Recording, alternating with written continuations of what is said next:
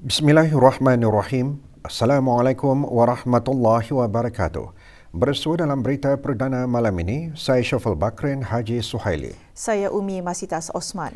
Berita-berita utama malam ini.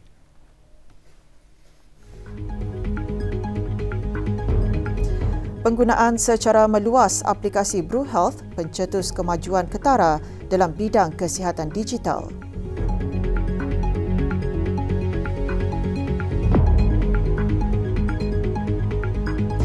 Jidal atau pertengkaran antara perkara yang boleh menyumbang kepada rosaknya ibadah haji.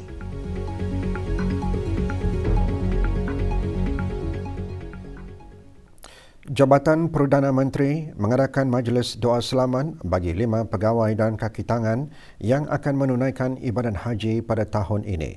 Majlis diadakan di Jabatan Perdana Menteri. Hadir yang berhormat Pihin Dato' Lela Raja, Major Jeneral Bersara Dato' Peruka Seri Haji Awang Halbi bin Haji Muhammad Yusof, Menteri di Jabatan Perdana Menteri dan Menteri Pertahanan kedua. Majlis dimulakan dengan bacaan surah Al-Fatihah dan doa selamat dan diikuti dengan penyampaian sumbangan derma. Majlis antaranya bertujuan untuk memohon keberkatan Allah Subhanahu Wa Taala agar semua bakal jemaah haji mendapat rahmat, perlindungan, keselamatan dan kesejahteraan semasa berada di Tanah Suci.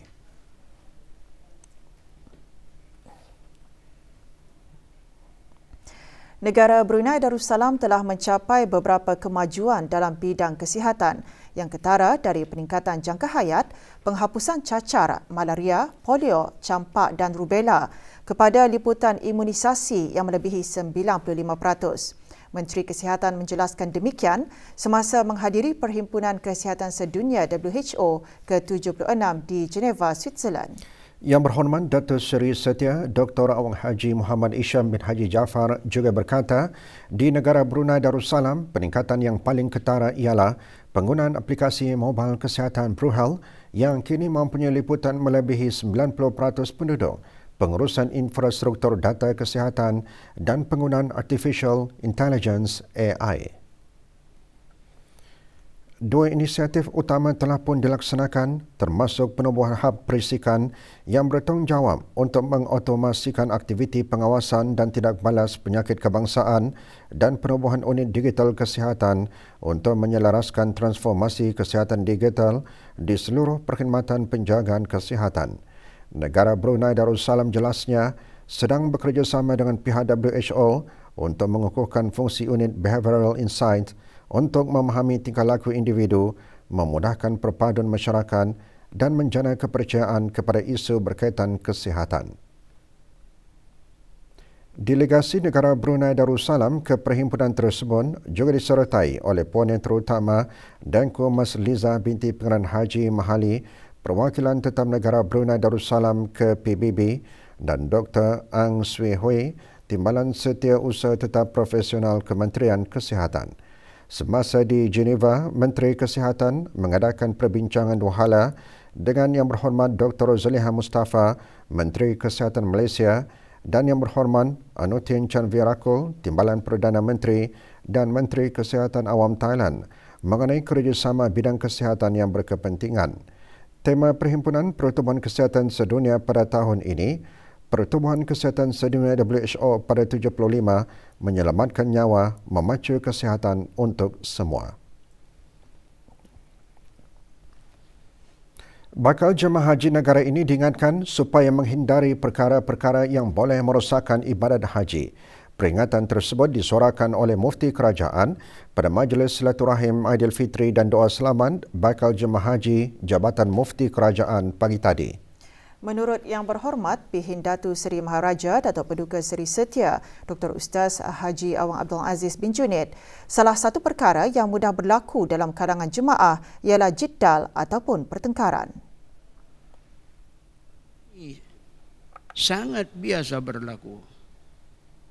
Dan barangkali ia kurang disedari perkara ini apabila berlaku, maka ia adalah berisiko untuk merosakkan haji. Maka bayangkan, jika haji itu rosak, di mana kita selaku tetamu Allah ketika itu? Sudah tentu kita tidak layak lagi untuk menyandang gelaran tetamu Allah, di samping hanya mengalami kerugian mata benda dan kerugian waktu sahaja. Majlis diselajurkan dengan penyerahan sumbangan kepada 5 pegawai bakal jemaah haji dan bacaan doa selamat.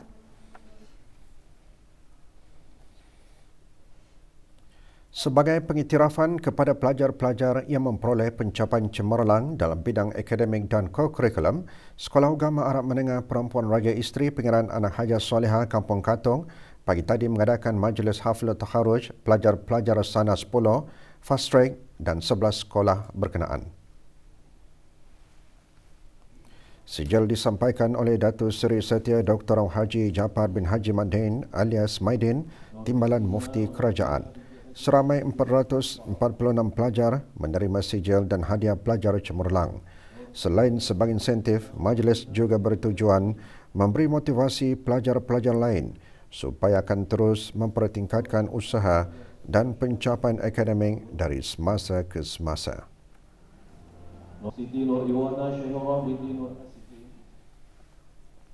Atlet-atlet yang terpilih menyertai Sukan Para ASEAN ke-12 Kemboja diingatkan untuk sentiasa berwaspada agar tidak menggunakan ubat-ubatan yang terlarang. Ikuti bahan beritanya dalam segmen Sukan seketika nanti.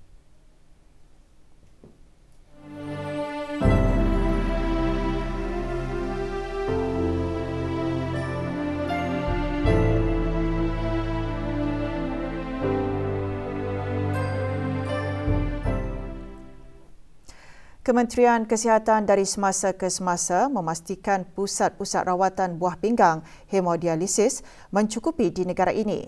Perkara tersebut digariskan oleh Setiausaha Tetap Kementerian Kesihatan semasa Majlis Pelancaran Jerayawara Kesihatan Buah Pinggang untuk Semua sempena Hari Buah Pinggang Sedunia tahun 2023. Menurut Awang Haji Maswadi bin Haji Mohsin lagi, pada masa ini negara mempunyai 7 pusat dialisis iaitu 4 di daerah Brunei dan Muara dan masing-masing 1 di daerah Blyth, daerah Tutong dan daerah Temburong. Menyentuh mengenai pesakit buah pinggang, Awang Haji Maswadi mengongsikan secara purata kira-kira peningkatan 28 pesakit direkodkan dari tahun ke tahun di negara ini.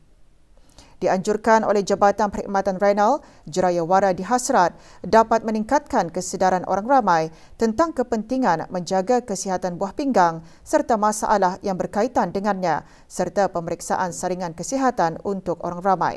Beberapa aktiviti turut diadakan semasa Jerayawara ini termasuk pameran dan dialog yang memfokuskan kesihatan buah pinggang. Jerayawara diadakan di The Mall Gadong.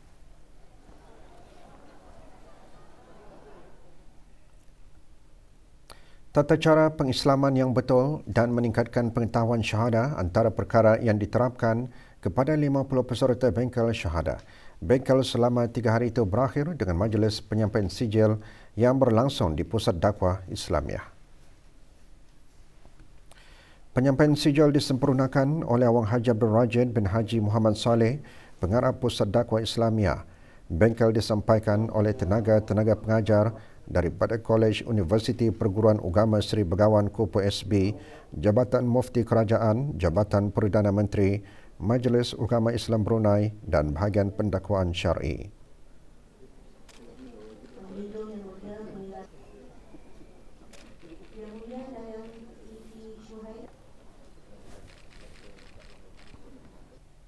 Kami mengetahui dasar-dasar dan batas-batas untuk kami menganukan kepada saudara kita ni yang memerlukan ilmu dalam pembelajaran Islam, terutamanya saudara baru inilah. Alhamdulillah, dalam bengkel Ani Jua dapat dibuat penyelarasan antara keempat-empat buah daerah mengenai dengan tata cara pengislaman. Kemudian di samping itu juga, dalam bengkel Ani kami dapat bertukar-tukar pendapat dan permasalahan. Dapat lagi memantapkan lagi pengetahuan kami mengenai dengan tata cara pengislaman yang betul. Dan insya-Allah dengan ada bengkel Ani kami dapat mengaplikasikan dalam pengurusan pengislaman di negara Brunei Darussalam. Sementara itu, tunjuk ajar mengenai urutan pelaksanaan haji serta hukum hakam mengenainya dikongsikan kepada bakal-bakal jemaah haji mu'allaf yang terpilih. Melalui kursus bimbingan asas persediaan haji bagi mu'allaf, ia dapat membantu bakal jemaah haji mu'allaf agar dapat menunaikan ibadat fardu haji dengan sempurna. Kursus dianjurkan oleh Pusat Dakwah Islamiah melalui bahagian pembangunan mu'allaf Tarbiyah Mu'allaf. Kursus yang disampaikan oleh Awang Haji Muskrisman Safari bin Haji Mustafa, Pegawai Perkembangan Ugama Pusat Dakwah Islamiah ini, antara lain mengongsikan rukun haji dan tata cara secara praktikal mengenai dengan fardu haji.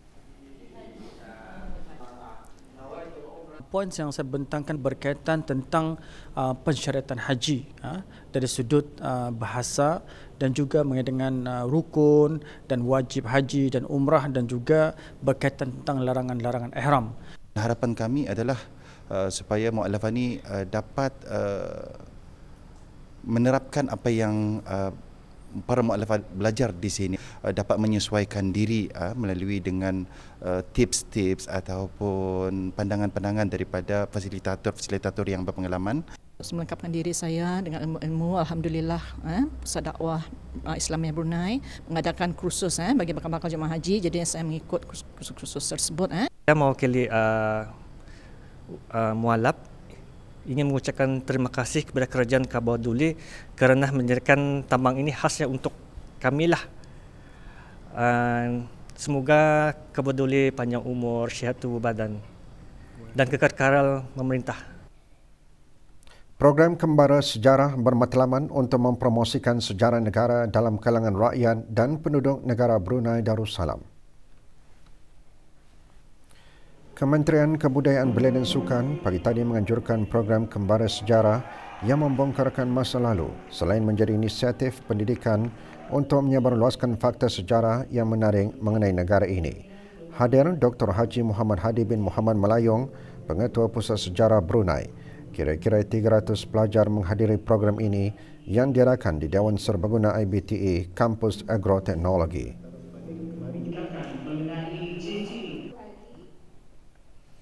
Para pelajar dari aliran bahasa Arab berpeluang memilih pelbagai program yang ditawarkan oleh Universiti Sains Islam Malaysia USIM.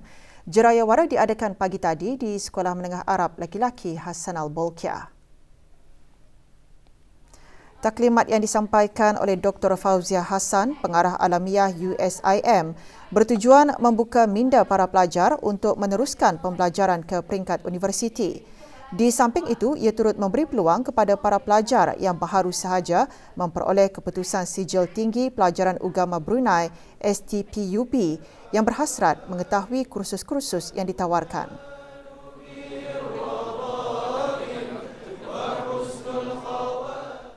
Ini adalah di antara salah satu platform, bukan sahaja daripada pihak USIM, ini yang salah satu yang mereka boleh meneruskan pengajian selepas daripada Semalhab. Selain daripada memilih universiti tempatanlah, kami sharekan arah pelajar-pelajar dikongsikan supaya dapat membuka minda mereka lah, supaya dapat mungkin tawaran-tawaran itu dapat mereka menyambung pengajian di Malaysia. Seorang lelaki tempatan dihadapkan ke Mahkamah Magistrate Bandar Seri Begawan hari ini atas kesalahan di bawah Seksyen 146-1-D Perintah Eksais 2006.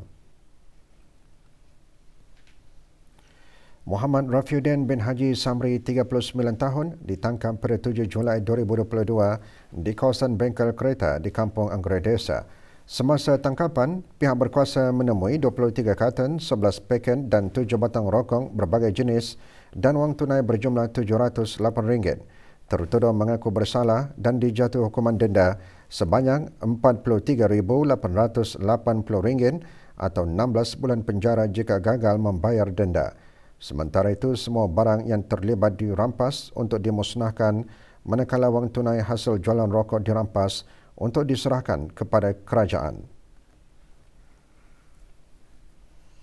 24 orang warga negara asing ditahan dalam 7 operasi sakat yang dijalankan oleh bahagian penguatkuasa undang-undang Jabatan Imigresen dan Pendaftaran Kebangsaan Bandar Seri Begawan. Operasi dijalankan di beberapa kawasan di daerah Brunei dan Muara dan daerah Temburong dari 15 Mei hingga 24 Mei 2023.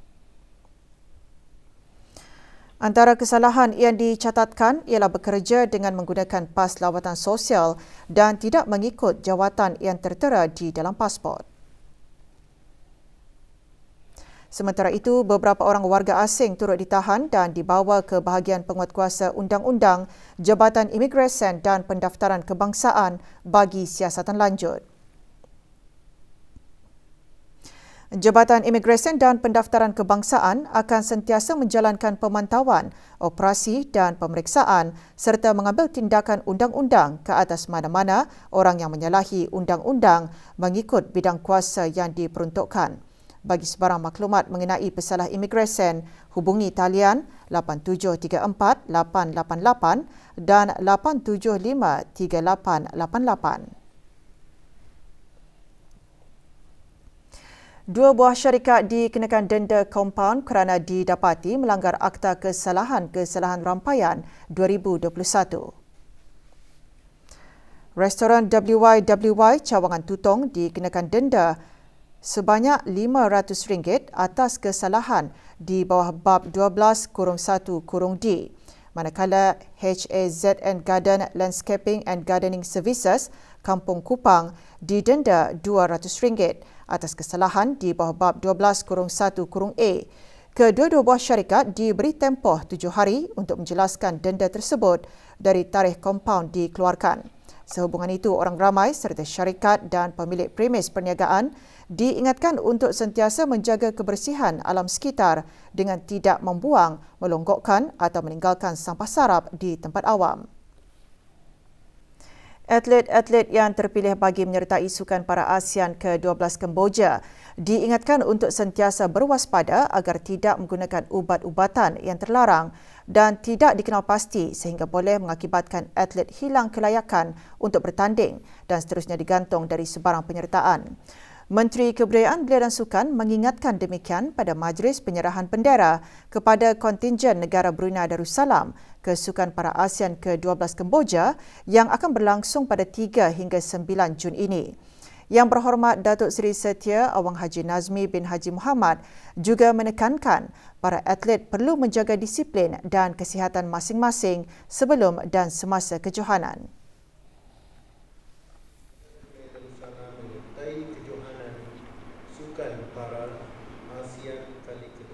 Menteri Kebudayaan Belia dan Sukan turut menggariskan atlet haruslah sentiasa fokus dan mempunyai semangat yang jitu bagi meraih kemenangan dan mengharumkan nama bangsa dan negara serta mencipta satu sejarah dalam perkembangan sukan di negara ini.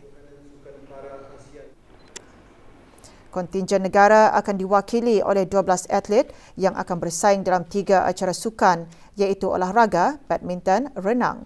Kontingen negara dijangka bertolak ke Kemboja Rabu ini.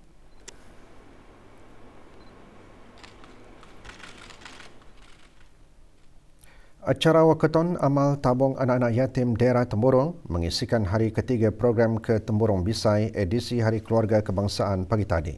Diadakan di Dewan Utama Kompleks Dewan Kemasyarakatan Daerah Temburong, acara dianjurkan oleh Jawatan Kuasa Tabung Derma Anak-anak Yatim daerah berkenaan.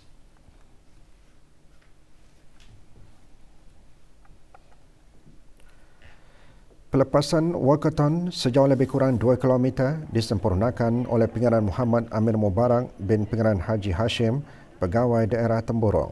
Acara ini bertujuan mendapatkan kewangan khusus untuk mengisi tabung anak-anak yatim daerah Temburong dengan keseluruhan kutipan dimanfaatkan untuk menampung dan membiayai perbelanjaan bagi menangani kesejahteraan anak-anak yatim di daerah berkenaan. Program ke Temburong Bisai edisi Hari Keluarga Kebangsaan akan berakhir pada esok 28 Mei 2023.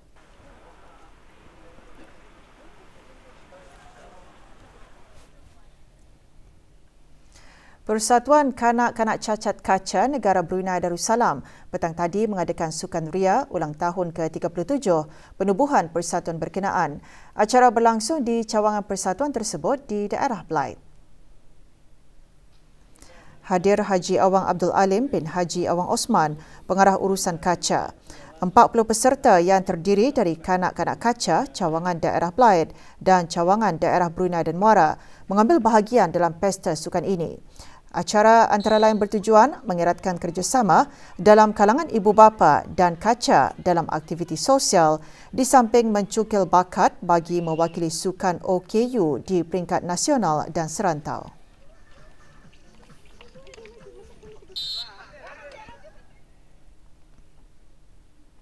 Majlis Sukan Angkatan Bersenjata Diraja Brunei MSABDB mengutip 3 mata penuh setelah berjaya menewaskan Wijaya FC 2-1 semalam. Perlawanan berlangsung di Padang Kompleks Sukan Brakas.